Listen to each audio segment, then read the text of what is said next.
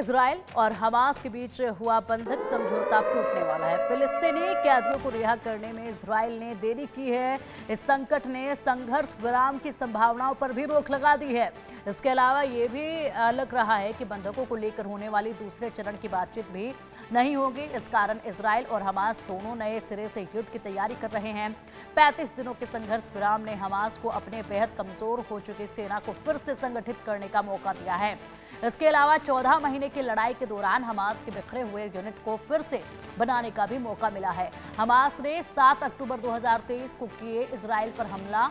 माना जा रहा है कि हमास एक बार फिर से इजराइल पर बड़ा हमला कर सकता है। इजरायली सेना के निगरानी यूनिट ने गाजा में रॉकेट लॉन्चर और कैमरा इंस्टॉलेशन की पहचान की है। इससे हमास की सैन्य तैयारियों को लेकर बड़ा खुलासा हुआ है।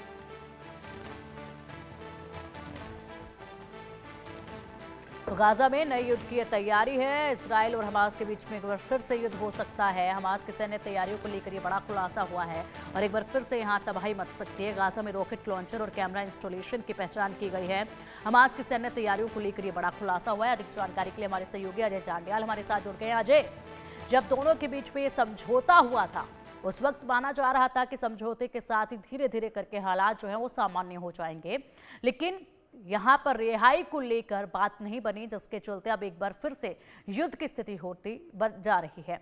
हमास जो कि बहुत ज्यादा कमजोर पड़ चुका था, उसके पास अब उसकी सेना के पास इतनी ताकत नहीं बची थी कि वो लड़ पाए, लेकिन इस बीच उसने यहां पर मजबूती दिखा दी है और अपनी सेना को एक बार फिर से मजबूत करने का काम इस दौरान जो समय मिला था समझौते के दौरान उसमें किया है।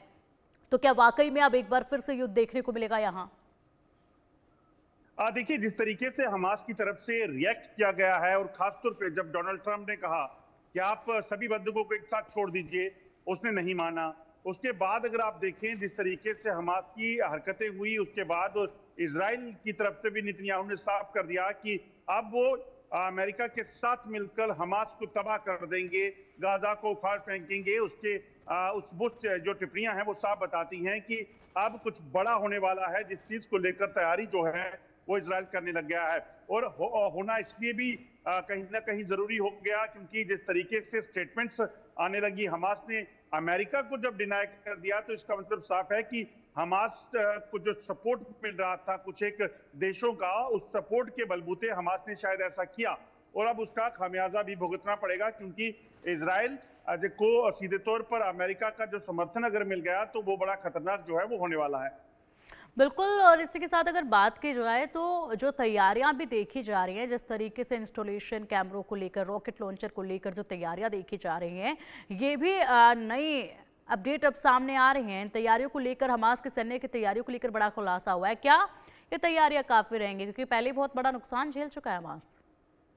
देखिए, एक चीज बड़ी साफ है कि जो टाइम पीछे हुआ है, जो सीजफायर का वक्त बीता है, उस समय में क्या हमास अपने आप को रियूनाइट करने में लगा था, वापस वो अपने आप को ऑर्गेनाइज कर रहा था हथियारों को लेकर, तमाम चीजों को लेकर। उस चीज को कहीं ना कहीं देखना होगा, कौन से वो लोग हैं जिन्होंने हमास को समर्थन दिया और उसके बाद जो है वहां पर कैमराज की बात करें या बाकी चीजों की बात करें जो ऑर्गेनाइज की गई हैं, क्या उसके पीछे कुछ और हैं लोग हैं, ये देखना होगा। क्योंकि कई ऐसे जो देश हैं जो हमास के समर्थन में खड़े थे, इसके बावजूद कि हमास ने ही इजराइल पर हमला किया था, उनके लोगों को मारा, बंधक बनाया, उसके बावजूद जो उनके साथ खड़े लोग थे, क्या वो लोग जो हैं इतने कम समय में जब ये सीजफायर चल रहा था उस दौरान जो है हमास को फीड करने में लगे थे? ये कहीं ना कहीं बड़े सवाल हैं। और इसमें आपको बता दूं कि ना सिर्फ ये बल्कि चीन का क्या रोल रहेगा या बाकी और देश कौन है जिन्होंने समर्थन किया है, ये एक बड़ा सवाल खड़ा हो गया है। और क्या इन सब चीजों से हमास को लगता है कि वो इजराइल का मुकाबला कर सकेगा, इजराइल को नुकसान पहुंचा सकेगा, ये देखने वाली बात है। बिल्कुल बिल्कुल अजय, और आगे की तस्वीरें कैसी होंगी देखने वाली बात होगी, लेकिन फिलहाल जो कोशिशें थी वो कहीं ना कहीं नाकाम साबित हुई हैं।